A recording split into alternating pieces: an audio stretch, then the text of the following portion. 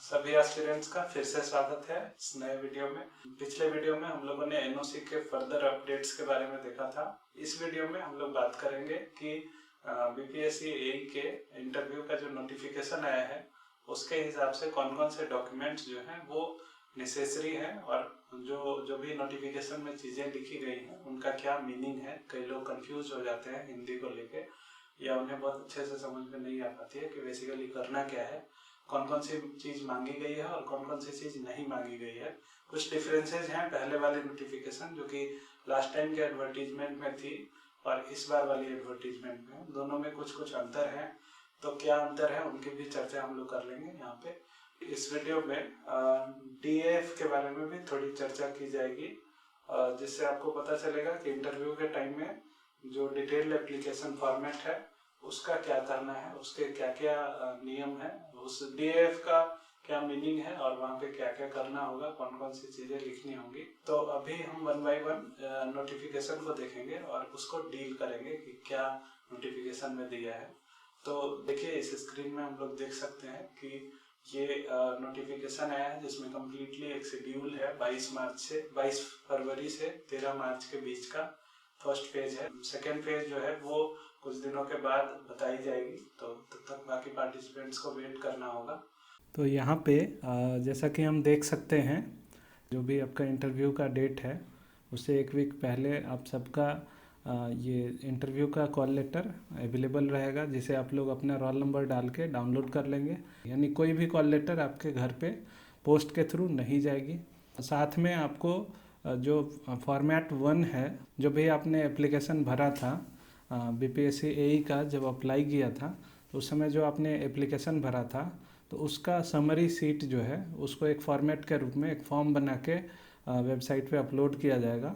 इसको भर के आप लोग को इंटरव्यू के दिन लेके जाना है, तो ये भी आपको वेबसाइट पे अवेलेबल रहेगा। तो ये इसके बारे में चर्चा हम लोग लास्ट में करेंगे कि ये क्या होता है, आवेदन पत्र का सार प्रपत्र। तो हम लोग लास्ट में इसको देख सकते हैं। अब उसके बाद जो भी ओरिजिनल एडवर्टीजमेंट में और इंटरव्यू लेटर में जिन डॉक्यूमेंट्स की चर्चा की गई होगी उनकी ओरिजिनल कॉपी आपको लानी है साथ में, तभी आपका वेरिफिकेशन हो पाएगा। और अगर आप इसको नहीं करते हैं, चूँकि ये अनिवार्य है, अगर आप इसको नहीं लेके आते हैं तो आपको इंटरव्यू में नहीं एंट्री करने दिया जाएगा। और जितने भी डॉक्यूमेंट्स आपसे मांगे गए हैं उन सब की दो दो कॉपी आप लोगों को सेल्फ अटेस्टेड करके लेके आनी है। तो ये भी कंपलसरी है। दो जो कॉपीज़ हैं वो वहाँ पे बीपीएससी में जमा हो जाएंगी और बाकी जो ओरिजिनल है वो वेरिफिकेशन के बाद आपको वापस कर दी जाएगी। तो ये आपको सावधानी रखनी है। अब देखिए इसमें से क्या क्या चीज़ें हैं। तो सबसे पहले लिखा है कि 10th का मार्कशीट और 10th का सर्टिफिकेट, ये दोनों ही आपको डेट ऑफ बर्थ के वेरिफिकेशन के लिए लाना है। एवं लिखा है या नहीं लिखा है, इसलिए ये दोनों ही आपको लेके आना है, मार्कशीट एंड सर्टिफिकेट। तो ये इम्पोर्टेंट है। उसके बाद बीई बीटेक यानी जो आपका ग्रेजुएशन का सर्टिफिकेट है टेक्निकल डिग्री का, तो वो एलिजिबिलिटी सर्टिफिकेट है। तो इसका आपको सारा ही अंक पत्र यानी मार्कशीट लेके जाना होगा और इसका सर्टिफिकेट लेना होगा। तो इसके सारे सेमेस्टर का आप लोग मार्कशीट लेके जाएं, और अगर उसका ट्रांसक्रिप्ट है तो उसको भी ले जाइए, लेकिन आपको सेमेस्टर वाइज सारे मार्कशीट इंडिविजुअली लेके जाने होंगे और साथ ही उसका सर्टिफिकेट जो पासिंग सर्टिफिकेट होगा वो लेके जाना होगा। तो उसमें वहाँ वो लोग चेक करेंगे कि इसका जो फाइनल ईयर का मार्कशीट है यानी आपकी जो कंप्लीट पासिंग है वो यहाँ के एडवर्टीजमेंट डेट से पहले है या नहीं है। अभी एक डेट लिखा होगा कि जो भी आपका एलिजिबिलिटी सर्टिफिकेट है, last date of receipt of application था 6/12/2017, उसके पहले का हो। तो मोस्टली प्रमाण पत्र में हो सकता है कि देर लग गई हो। अगर आपके पास प्रोविजनल सर्टिफिकेट पहले का हो उस डेट के, या आपके मार्कशीट में अगर इससे पहले सारी पासिंग आ गई है तो मार्कशीट के मार्क्स को वो लोग कंसिडर कर लेंगे, बिकॉज मार्कशीट जल्दी आ जाती है। प्रोविजनल सर्टिफिकेट अगर होगा तो वो भी जल्दी आ जाती है। तो इस डेट से पहले का आपका प्रोविजनल सर्टिफिकेट होना चाहिए। और वैसे भी जून जुलाई के टाइम में एग्ज़ाम होती है तो उसका सर्टिफिकेट वगैरह दिसंबर से पहले तक आ ही जाता है। तो ये आपका होगा। हो सकता है कि ओरिजिनल सर्टिफिकेट बाद में इशू हुई हो, तो उसको अगर आप प्रोविज़नल भी जमा करते हैं, दिखा देते हैं कि मेरी प्रोविज़नल उस समय तक आ गई थी, या मार्कशीट के डेट को वो लोग चेक कर लेंगे तो आप वहाँ पे सेफ हो जाएंगे। तो ये आपके एलिजिबिलिटी सर्टिफिकेट का है जो कि काफ़ी इम्पोर्टेंट था। उसके बाद अगर आप ओबीसी हैं या ईबीसी हैं तो इन दोनों कैंडिडेट्स के लिए ये इम्पोर्टेंट है कि आपको नॉन क्रीमी लेयर का एक सर्टिफिकेट देना होगा। सिर्फ ओबीसी या ईबीसी होने से नहीं होगा, आपको उसके साथ साथ क्रीमी लेयर में नहीं आने का सर्टिफिकेट देना चाहिए, यानी नॉन क्रीमी लेयर होने का सर्टिफिकेट आपको देना है। और जो फीमेल कैंडिडेट हैं उनको अपने पिता के नाम से और पिता के पता से निकला हुआ, यानी पिता के नाम और पिता के कोरिस्पोंडिंग जो एड्रेस है उसके रिस्पेक्ट में जो भी सर्टिफिकेट इशू हुआ होगा नॉन क्रीमी लेयर का, वो लेके आना होगा। तो ये इम्पोर्टेंट है। किसी भी केस में आपके फादर के नेम और फादर के एड्रेस के रिस्पेक्ट में ये सर्टिफिकेट इशू हुआ होना चाहिए। तो ये काफ़ी इम्पोर्टेंट है। नॉन क्रीमी लेयर अगर आपका नहीं है तो आप एक बार चेक कर लीजिए और नॉन क्रीमी लेयर सर्टिफिकेट जो है अपना इशू करा लीजिए। अगर आपका सर्टिफिकेट 1 साल से पहले का है, किस केस में, तो ये जो नॉन क्रीमी लेयर सर्टिफिकेट है ये 1 साल पहले का है, 1 साल से पहले का है, तो आपको एक डिक्लेरेशन देना होगा, एक डिक्लेरेशन फॉर्म भरना होगा जिसमें कि आपको बताना होगा कि मेरा जो डॉक्यूमेंट है वो 1 साल से पहले का है। आप हो सके तो एक डिक्लेरेशन भर दीजिए, उसका एफिडेविट करा लीजिए। यहाँ पे कुछ क्लियर नहीं है कि वो घोषणा पत्र कैसा होगा। तो चूँकि आपके फादर की इनकम जो है हो सकता है 1 साल पहले नॉन क्रीमी लेयर के रिस्पेक्ट में हुई होगी, लेकिन अगर 1 साल से पहले हो सकता है कि आपके फादर नॉन क्रीमी लेयर से क्रीमी लेयर में आ गए हों। तो इसलिए अगर 1 साल से पहले का आपका नॉन क्रीमी लेयर सर्टिफिकेट है तो आपको एक डिक्लेरेशन देना होगा कि आप अभी भी क्रीमी लेयर के अंदर नहीं आते हैं। तो इसका एक फॉर्मेट होगा, हो सकता है आपको एफिडेविट बनाना हो कोर्ट से, तो उसको बनवा लें या कोशिश करें कि अपना जो सर्टिफिकेट है वो 1 साल के अंदर का बनवा लें। तो ये काफ़ी जल्दी भी बन जाता है, अगर तत्काल सेवा से बनाई जाए तो जल्दी ही हम लोग creamy layer certificate, creamy layer नहीं होने का सर्टिफिकेट इशू करा सकते हैं।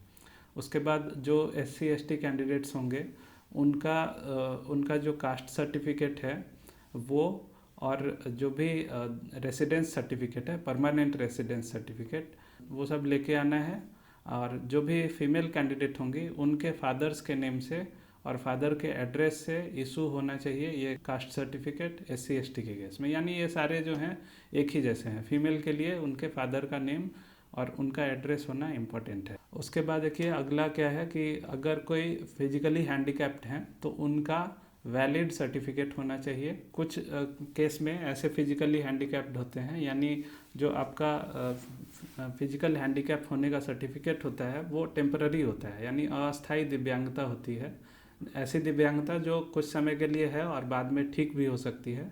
तो ऐसे दिव्यांगता प्रमाण पत्र का समय समय पे रिन्यूअल होना चाहिए। तो अगर आपका नया नहीं होगा, रिन्यूड नहीं होगा, तो उस स्थिति में आपका प्रमाण पत्र वैध नहीं होगा। तो इसलिए आपको, और स्ट्रिक्टली ये लिखा हुआ है, जो BPSC का नोटिफिकेशन एक और आया था इसी डेट में, उसमें भी स्पेशली लिखा है कि जो भी दिव्यांगता प्रमाण पत्र अस्थायी वाली होगी उसका रिन्यू कराना ज़रूरी है। तो उसको आप लोग रिन्यू करा लें। फिर जो भी फ्रीडम फाइटर्स हैं उनके फैमिली के अगर कोई होंगे, कोई उनके ब्लड रिलेटिव्स होंगे, तो जिनको फ्रीडम फाइटर का रिजर्वेशन मिलता है तो उनको डिस्ट्रिक्ट मजिस्ट्रेट या डिस्ट्रिक्ट मजिस्ट्रेट के द्वारा नॉमिनेट किए हुए किसी ऑफिसर के थ्रू इशू किया हुआ सर्टिफिकेट लेके आना होगा। सिर्फ आपका आइडेंटिटी कार्ड जो है वो इनफ नहीं होगा, तो इसको भी ध्यान देंगे। और जो लोग अपने एज में रिलैक्सेशन चाहते हैं, जो कि बिहार सरकार के परमानेंट एम्प्लॉई हैं और बिहार सरकार के किसी अदर डिपार्टमेंट में काम कर रहे हैं, जिनको एज रिलैक्सेशन की सुविधा मिल सकती है, तो उन एम्प्लॉइज़ को अपने डिपार्टमेंट से एक सर्टिफिकेट इशू करा के लाना होगा, अदरवाइज़ उनको ये एज में रिलैक्सेशन नहीं मिल पाएगी। उसके बाद आपको अपना एक पहचान पत्र यानी ID कार्ड लेके आना है। तो इधर Aadhaar card, PAN card, driving licence या जो भी सरकारी आधार कार्ड्स हैं जिनमें आपकी फ़ोटो भी रहती है, वो वाली पहचान पत्र आपको लेके आनी होगी। और लास्ट में आपको पासपोर्ट साइज फ़ोटोग्राफ जो है वो लेके आना होगा। तो रिसेंट होना चाहिए। इसमें आप लोग कोशिश कीजिएगा कि जो भी आपने एप्लीकेशन फॉर्म भरते समय फ़ोटो डाला था उसकी सॉफ्ट कॉपी होगी, आप उसको प्रिंट करा लीजिए और उसी फ़ोटोग्राफ को आप लोग लेके आ जाइए। तो यहाँ पे क्लियरली लिखा है कि अगर जो भी कैंडिडेट उस दिन अपना ओरिजिनल सर्टिफिकेट नहीं प्रोड्यूस करते हैं उनको कोई भी एडिशनल टाइम नहीं दिया जाएगा। इसलिए आपको सारी तैयारी पहले ही करके रखनी होगी और ये सबसे इम्पॉर्टेंट स्टेज है, इसलिए आपको इसके लिए सबसे ज़्यादा ध्यान देना होगा। आप इंटरव्यू में भले ही एक क्वेश्चन कम बताएं, लेकिन एक भी डॉक्यूमेंट आपका कम नहीं होना चाहिए, बिकॉज आपका डॉक्यूमेंट अगर कम होगा तो आप सीधे बाहर निकल जाएंगे। ठीक है। और अगर आपने कुछ जमा नहीं किया है तो बीपीएससी इंडिपेंडेंट होगा कोई भी डिसीजन लेने के लिए। ठीक है। तो और जो भी आपकी एलिजिबिलिटी सर्टिफिकेट होगी वो वही होगी जो आपने अपने ओरिजिनल एप्लीकेशन फॉर्म में मेंशन किया है। यानी आपकी जो ओरिजिनल एप्लीकेशन फॉर्म होगी वो भी वहाँ पे डॉक्यूमेंट वेरिफिकेशन के टाइम में वो लोग अपने साथ रखते हैं। आप देखेंगे वहाँ पे कि आपकी पूरी ही हिस्ट्री जो है वहाँ पे पहले से रहेगी। उसमें जो जो आपने लिखा है वही चीज़ को वो लोग मिलाते हैं और कम्प्लीटली चेक करते हैं कि आपने जो लिखा है वो सही है या नहीं है। तो इसलिए इसके बारे में हमने बात कर लिया है कि जो आपका सर्टिफिकेट होना चाहिए वो इस डेट से पहले का होना चाहिए। उसके बाद जो लोग भी SC/ST होंगे और उन्होंने अगर SC/ST के रिजर्वेशन के लिए क्लेम किया है तो उनका जो सर्टिफिकेट होगा अस्थाई निवास प्रमाण पत्र यानी रेसिडेंशियल सर्टिफिकेट और उनकी कास्ट सर्टिफिकेट वो CO के अंचल अधिकारी मतलब CO के लेवल से निर्गत होना चाहिए, अदरवाइज आपको उसका लाभ नहीं मिलेगा। जो भी BC और EBC हैं उसकी स्थिति में जो भी आपकी सर्टिफिकेट होगी वो CO के लेवल से निकलेगी और नॉन क्रीमी सर्टिफिकेट वो भी आपको CO के लेवल से इशू कराना होगा, अदरवाइज आपको उसका लाभ नहीं मिलेगा। तो आपकी रेसिडेंस सर्टिफिकेट, आपकी पिछड़ा वर्ग के प्रमाण पत्र जो कि नॉन क्रीमी लेयर वाला हो उसका इशुएंस जो है उसकी इशू आपको CO के लेवल से करा के लानी होगी। उसके बाद देखिए यहाँ पे कोई भी चीज़ टोटली प्रोविजनल है। यहाँ पे जो भी आप एप्लीकेंट जा रहे हैं तो आपकी जो एप्लीकेशन है वो प्रोविजनल है, आपकी सिलेक्शन जो है वो गारंटीड नहीं है। इसमें जो लोग भी बुलाए जा रहे हैं इंटरव्यू में उन गारंटी नहीं है कि उनका सिलेक्शन होगा। उसके बाद देखिए ये पहले भी बता दिया गया, यहाँ पे फिर से स्पेशली लिखा है कि आपको इन सारे डॉक्यूमेंट्स में से कोई एक फ़ोटो पहचान पत्र लेके आना होगा और इसकी 2 सेल्फ अटेस्टेड कॉपीज़ भी अपने साथ लेके आनी होगी। तो ये चीज़ यहाँ भी लिखा है, इसलिए ये चीज़ ऑलरेडी इंक्लूड हो गया। आपको उस दिन देखिए ये सबसे ज़्यादा सावधानी यहाँ पे बरतनी है। यहाँ पे उस दिन आपको कोई भी मोबाइल फ़ोन या इलेक्ट्रॉनिक गैजेट या ब्लूटूथ वाईफाई इलेक्ट्रॉनिक पेन ये सब कुछ भी नहीं लेके आना है, सब निकाल दिया जाएगा। तो बेहतर है कि आप उस दिन कुछ भी लेके ना जाएं, कोई भी इलेक्ट्रॉनिक गैजेट ना लेके जाएं और आप वहाँ पे सफिशिएंटली पहले चले जाएं। आपको भले ही वेट करना पड़े, लेकिन यहाँ पे 1.5 घंटा लिखा है तो आप कोशिश करें कि इससे भी पहले वहाँ पे पहुँच जाएं ताकि आपको बेहतर टाइम मिले और आप अपने स्ट्रेस को रिलीज कर सकें। और देखिए यहाँ पे कहीं भी मेडिकल के बारे में और NOC के बारे में कोई भी चर्चा नहीं है। कहीं भी ऐसा नहीं लिखा है कि जो भी गवर्नमेंट डिपार्टमेंट में काम कर रहे हैं उन्हें NOC लेके आना है। तो ये मेंशन नहीं है, लेकिन फिर भी मैंने जो वीडियो में इन्फॉर्मेशन दिए थे आई होप आप लोग वो इन्फॉर्मेशंस को फॉलो करेंगे। मेडिकल की यहाँ पे कोई भी बात नहीं की गई है। इसका मतलब है कि मेडिकल जो है वो आपके इंटरव्यू के टाइम में नहीं लिया जाएगा, किसी भी पॉइंट में मेडिकल की चर्चा नहीं है। जबकि पुराना जो नोटिफिकेशन था उस नोटिफिकेशन में NOC भी मांगी गई थी और मेडिकल भी मांगी गई थी। पुराना नोटिफिकेशन अगर हम लोग देखें तो वहाँ पे मैं दिखा सकता हूँ आपको। 2011 के टाइम में जो वैकेंसी आई थी जिसके कारण 2014 में सिलेक्शन हुआ था, तो उसके इंटरव्यू का नोटिफिकेशन है। यहाँ पे ये चीज़ लिखा हुआ है कि NOC उन्हें चाहिए। और साथ में यहाँ पे ये भी लिखा है कि जितने भी कैंडिडेट होंगे उनका मेडिकल इन्वेस्टिगेशन होगा, मेडिकल एग्जामिनेशन होगा, उसके लिए कुछ पैसे लिए जाएंगे और वहीं पे आपकी मेडिकल टेस्ट होगी। तो इस बार के नोटिफिकेशन में कहीं भी वो मेडिकल टेस्ट की चर्चा नहीं है। तो डेफिनेटली आपको मेडिकल के लिए नहीं जाना है। मेडिकल के लिए जो भी डायरेक्शंस होंगे वो बाद में इशू किए जाएंगे और आपको उसके अकॉर्डिंग करना है। हो सकता है कि आपको किसी सरकारी डॉक्टर से या CMO से आपको मेडिकल सर्टिफिकेट इशू करा के आपको ज्वाइनिंग के टाइम में देना होगा। तो जो भी सूचना होगी वो आपको बाद में दी जाएगी। तो अब हम लोग बात करते हैं DAF के ऊपर। देखिए यहाँ पे DAF नहीं लिखा होता है कहीं इंजीनियरिंग सर्विस के एग्जाम्स में या अदर एग्जाम्स में इंटरव्यू के दौरान डिटेल्ड एप्लीकेशन फॉर्मेट लिखा होता है। यहाँ पे उस चीज को आवेदन पत्र का सार प्रपत्र 1 कहते हैं। ठीक है, तो इसका मतलब क्या है? एक्चुअली ये भी सिमिलर टू DAF है, लेकिन इसका नाम हिंदी में कन्वर्ट करके प्रपत्र 1 रखा गया है, यानी फॉर्मेट 1 है।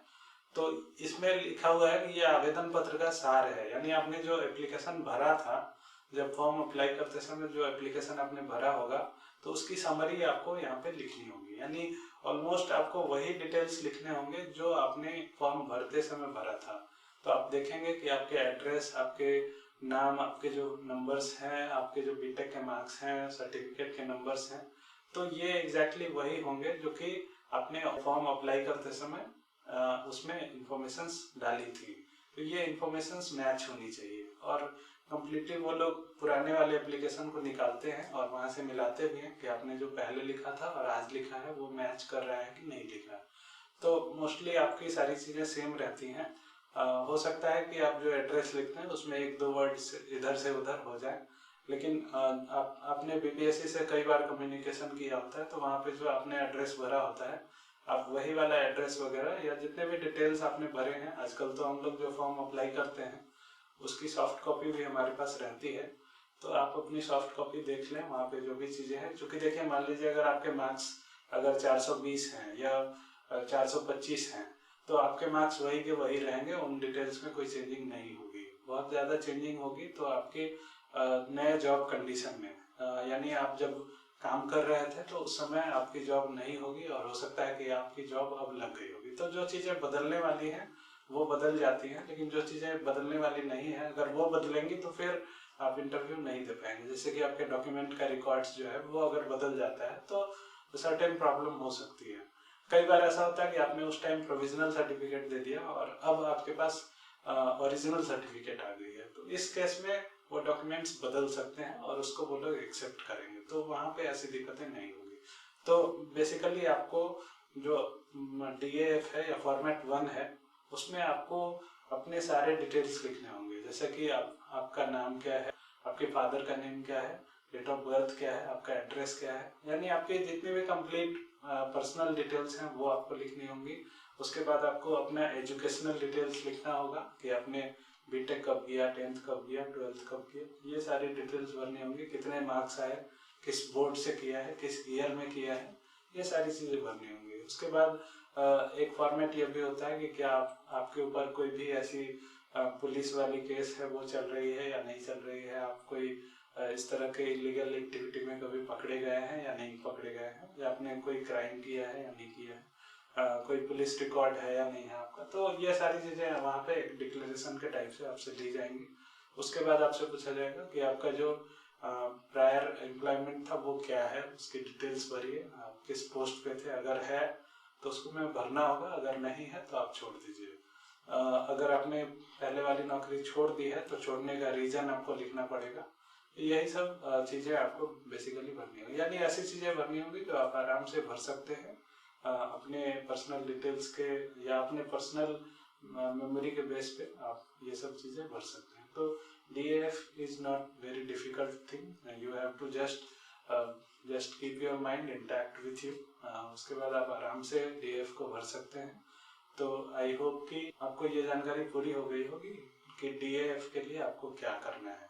आज के वीडियो में बस इतना ही। मुझे उम्मीद है कि आपको ये जानकारियाँ अच्छी लगी होंगी और इसके हेल्प से आपका डॉक्यूमेंट वेरिफिकेशन, जो कि काफ़ी क्रूशियल फेज होता है, काफ़ी क्रूशियल प्रोसेस होता है, उसमें आपको सहूलियत मिलेगी और आप अच्छे से अपना डॉक्यूमेंट वेरिफिकेशन करा सकते हैं। वहाँ पे आपको कोई भी परेशानी नहीं होगी। कई बार लोग डॉक्यूमेंट वेरिफिकेशन में डर जाते हैं, तो कहीं ना कहीं आपके मन का डर निकल गया होगा। तो with that hope only I expect you to work hard and hard. आपसे मैं यही अनुरोध करता हूँ, आपसे यही एक्सपेक्ट करता हूँ कि आप काफ़ी मेहनत करें और अपने इंटरव्यू में सक्सेसफुल बने। तब तक के लिए thank you so much. Thank you for watching this.